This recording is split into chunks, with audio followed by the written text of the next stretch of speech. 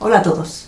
Bueno, aquí estoy de nuevo con vosotros y bueno, hoy voy a hacer un vídeo especial, un vídeo diferente a todos los que he hecho anteriormente. ¿Por qué? Porque hoy voy a tratar un tema que, bueno, para mí es mi preferido de las gárgolas, pero para vosotros que os gustan las gárgolas, seguro que también. Y es el tema de las funciones simbólicas de las gárgolas.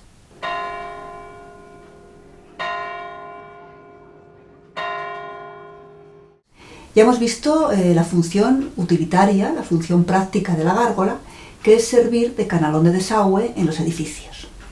Pero ahora vamos a hablar de las funciones simbólicas, es decir, ¿qué significan esas criaturas, esos monstruos, esos demonios, esas figuras que vemos representando estos canalones? Seguro que muchos de vosotros os lo habéis preguntado muchas veces. Pues bien, primero hay que decir que la certeza absoluta no la tenemos, nos movemos a través de, bueno, pues con conjeturas, teorías, estudios, etcétera, ¿no? Y bueno, es un tema muy amplio, pero yo os lo he resumido para que, bueno, para que veáis así brevemente qué es lo que se baraja en el tema.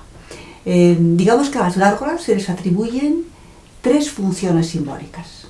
La primera es una función protectora.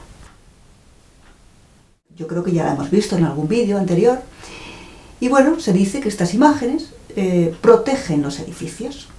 Son imágenes que, bueno, que ya Gombrich nos habla de los guardianes y protectores de edificios, bueno, que ya están desde la antigüedad, por ejemplo, los toros asirios, la esfinge de Egipto, etc., ¿no?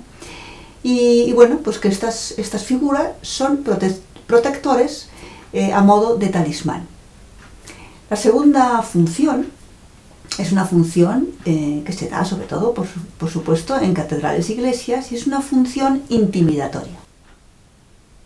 Su objetivo es simplemente provocar miedo. ¿Miedo a quiénes? A los creyentes, a los fieles, a la gente que va paseando y ve estas figuras. Y bueno, pues relacionado con esta función, pues hay un montón de teorías, incluso algunas pues disparatadas, ¿no? Pero bueno, os comento así alguna, pues que se dicen que estas gárgolas son pecadores que se han convertido en piedra por sus pecados, también que son pecadores que no se les permite la entrada en la iglesia, los que son mitad humano, mitad animal, pues que son humanos que se han ido convirtiendo en animales también por haber caído en el pecado.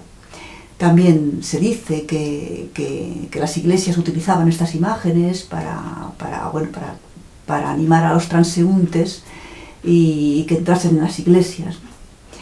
Esto es una función que es muy interesante, hay muchas teorías y bueno, pues está ahí, ¿no?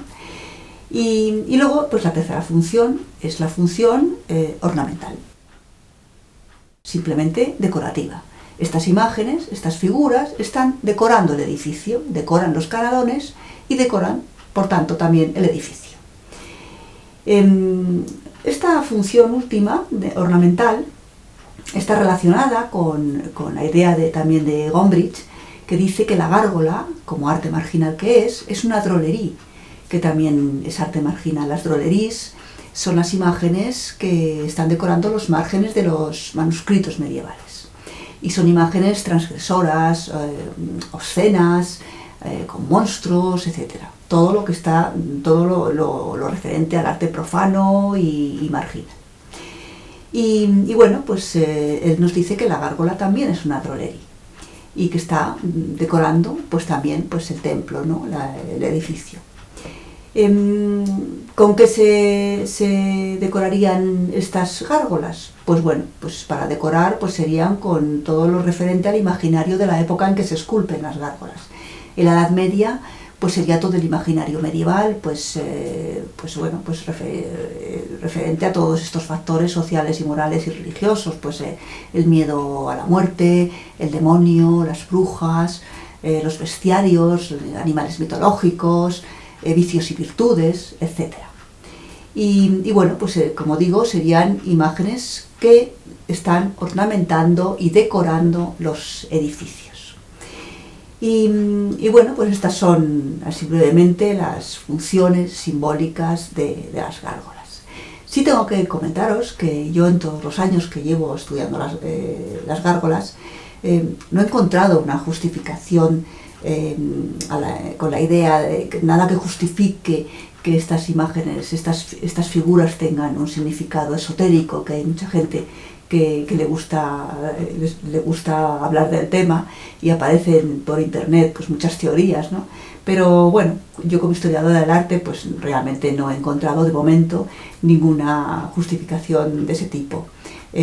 Como digo, se les atribuyen estas funciones que os he dicho y bueno, pues creo que como estáis viendo en todo el recorrido que estamos haciendo, son unas imágenes fascinantes, muy imaginativas, muy creativas y maravillosas.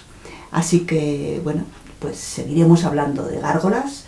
Os animo a que os suscribáis al canal y bueno, estoy encantada de haber compartido con vosotros así directamente, cara a cara, pues este tema que a mí me apasiona y que seguro que a vosotros también os gusta, gargoleros y gargoleras.